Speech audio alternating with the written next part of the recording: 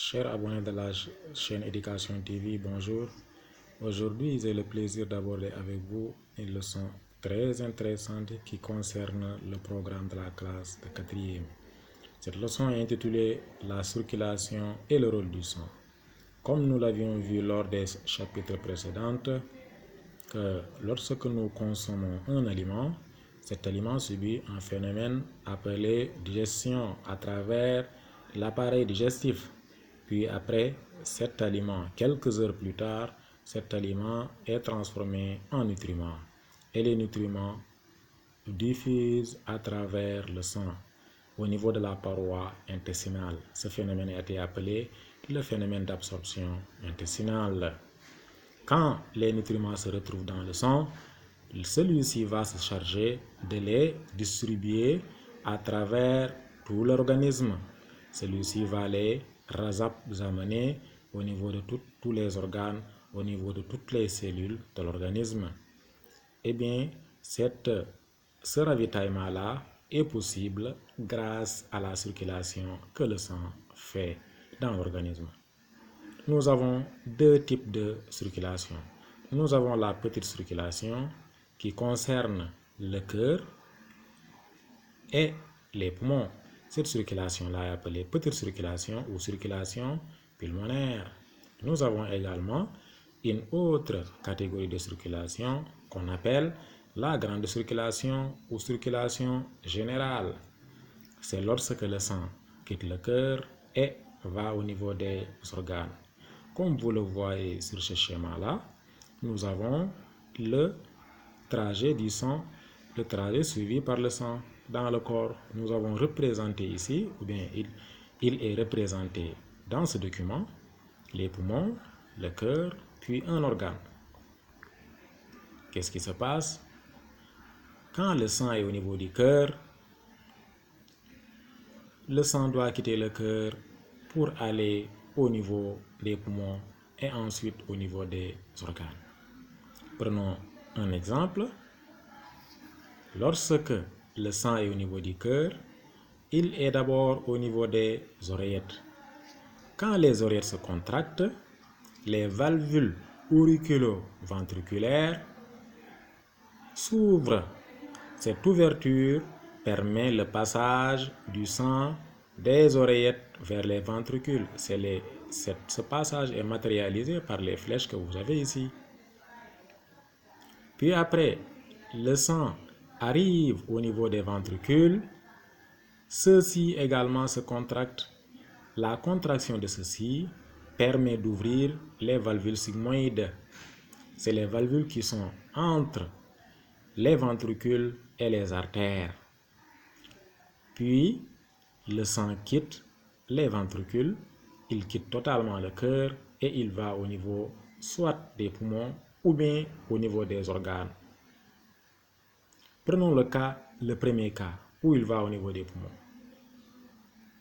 Mais avant d'aller là-bas, il est important de signaler que le sang du cœur gauche, comme vous l'avez vu sur ce schéma, est un sang très riche en dioxygène. C'est un sang rouge clair, rouge vif. Le sang du cœur gauche, quant à lui, le sang du cœur droit, quant à lui, c'est un sang trop chargé de gaz carbonique, de dioxyde de carbone. C'est un sang de couleur rouge sombre, matérialisé ici par la couleur bleue, même si en réalité, nous n'avons pas un sang de couleur bleue. C'est juste des conventions pour montrer que le sang du cœur droit est un sang très pauvre en dioxygène et trop chargé en dioxyde de carbone. Regardons le tracé. Nous avons ici l'oreillette gauche. Quand le sang quitte l'oreillette gauche, il va au niveau du ventricule gauche. Puis il quitte le ventricule gauche. Il passe à travers l'artère aorte pour se rendre au niveau d'un organe. Arrivé au niveau de cet organe-là, il va lui apporter le dioxygène qui est nécessaire à la vie des cellules de l'organe, des nutriments notamment le glucose pour fabriquer de l'énergie, et tous les éléments qui se retrouvent dans le sang et qui sont indispensables à la vie cellulaire des organes. Donc, il y a ici un échange entre les cellules et le sang. Les cellules de l'organe prennent le dioxygène, prennent les nutriments, puis après, ils déversent dans le sang ces déchets. Elles déversent dans le sang ces déchets. Elles, ce sont les cellules, les différentes cellules qui constituent l'organe. Donc, je récapitule. Au niveau de ces surfaces d'échange, le sang cède aux cellules son dioxygène et ses nutriments, et ces dernières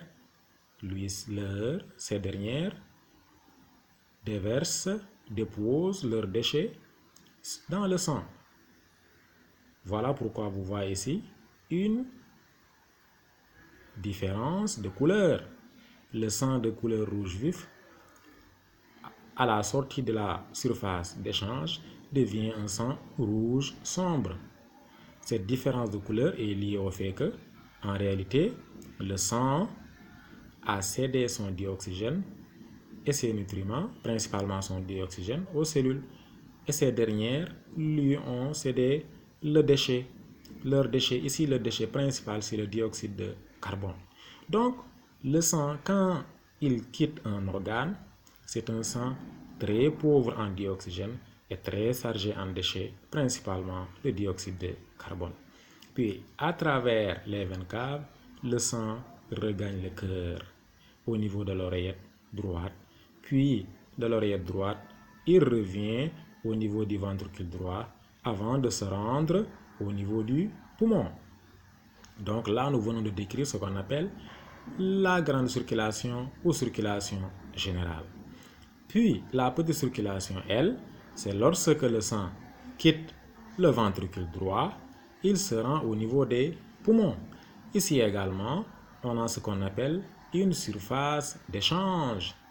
Mais ici, la surface d'échange, elle est constituée, elle concerne l'air et le sang, l'air atmosphérique. Par le phénomène d'inspiration, composé d'une inspiration et d'une expiration, le sang va céder à l'air atmosphérique son gaz carbonique qu'il a pris depuis les organes. Puis, le gaz carbonique, lorsque l'individu expire, le gaz carbonique, le dioxyde de carbone, va quitter l'organisme et se retrouver dans l'atmosphère. Puis ce dioxyde de carbone va être capté par les végétaux ou bien se dissiper dans l'organisme, dans l'atmosphère.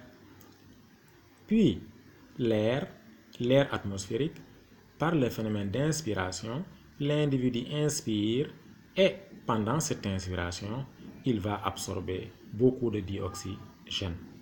Voilà pourquoi, quand le sang quitte le poumon, c'est un sang qui a été débarrassé de ses déchets et qui est un sang qui est chargé en dioxygène. Puis il quitte le poumon et il revient au niveau du cœur à travers les veines pulmonaires. Donc, ce trajet constitue la petite circulation. Eh bien, c'est la fin de la vidéo. Merci de la liker si vous l'avez aimé. Merci de la partager. Et n'oubliez surtout pas de vous abonner sur ma chaîne si ce n'est pas encore déjà fait. Merci et à très bientôt.